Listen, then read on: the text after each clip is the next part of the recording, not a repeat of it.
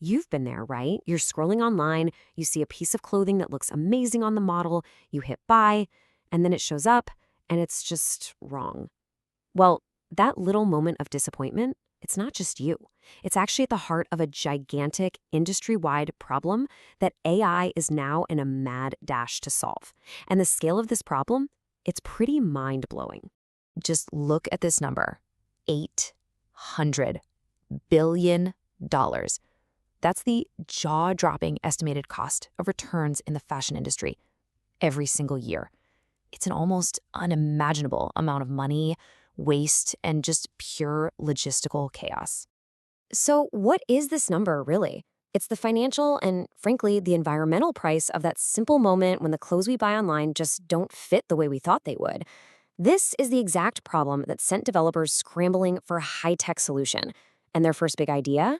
It felt like something straight out of a sci-fi movie. Which brings us to AI's first crack at fixing this whole mess. The virtual try-on. You know, basically a digital mirror. And on the surface, the idea was just brilliant. So simple. The experience for you, the user, was designed to be totally seamless. You'd upload a photo of yourself, pick out a shirt or a dress you like, and boom, the AI would spit out an image of you wearing it. Seemed like the perfect solution, right? But what you saw on your screen was hiding a ton of complexity working in the background. Because behind that simple, clean interface, there's this surprisingly complicated AI pipeline. It's not just one single program doing all the work. It's actually a whole chain of specialized models, all talking to each other, to merge your photo with the clothing image and create that one final picture. Let's break it down real simple. First, the AI has to map out your body, find your arms, your torso, so it knows where the clothes are supposed to go. Then it analyzes the clothing itself. And finally, it digitally paints that garment right onto your body in the photo. It was a really clever way to make a picture, but it had this one huge hidden flaw. And this flaw is something the industry now calls the hallucination of fit.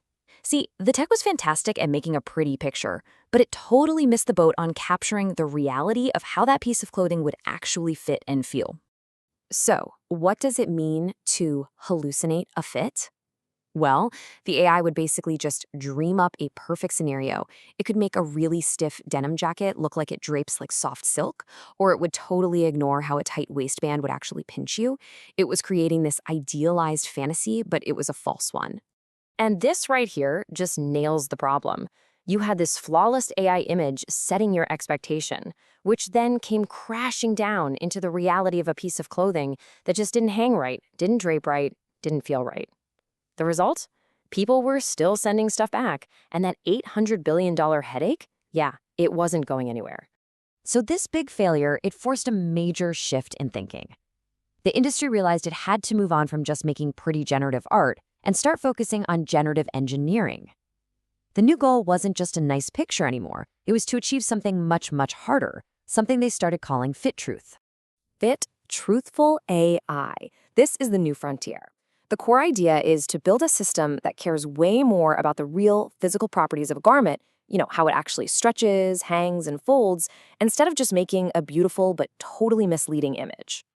This table really breaks down the difference perfectly. The old AI, it was basically a super fancy photo editor, just warping and blending images to look good. But this new approach, it's a physics simulator, all about accuracy. The goal is no longer just a pretty picture. It's a realistic preview of how that specific fabric will actually behave on your specific body. So how in the world are they doing this? Well, instead of just looking at photos, these new models are being trained on data from 3D cloth simulators. They're learning the actual physics of fabric, how a knit sweater stretches differently than a blazer, how gravity pulls on a heavy wool coat versus a light t-shirt. They're even learning collision detection, so the fabric bunches up at your elbow like it would in real life, instead of just clipping through your arm. And, maybe most important of all, it's all based on a user's actual measurements, not just a random photo. And this leap in technology, it's not just changing the online shopping experience. It is completely revolutionizing the entire workflow for how fashion brands design and market their clothes. And honestly, one of the most powerful things to come out of this is how it's a total game changer for inclusive sizing.